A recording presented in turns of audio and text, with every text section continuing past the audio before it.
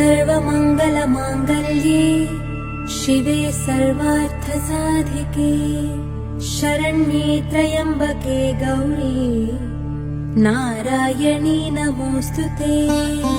अस्य श्रीललितसहस्रनामस्तोत्रमाला मन्त्रस्य वशिन्यादिवाग्देवता ऋषयः अनुष्टुप् छन्दः श्रीललिता परमेश्वरी देवता श्रीमद्वाग्भवकूटेति बीजम् मध्यकूटेति शक्तिः शक्तिकूटेति कीलकम् श्रीललिता महात्रिपुरसुन्दरी प्रसादसिद्धिद्वारा चिन्तितफलाव्याप्त्यर्थे जपे विनियोगः।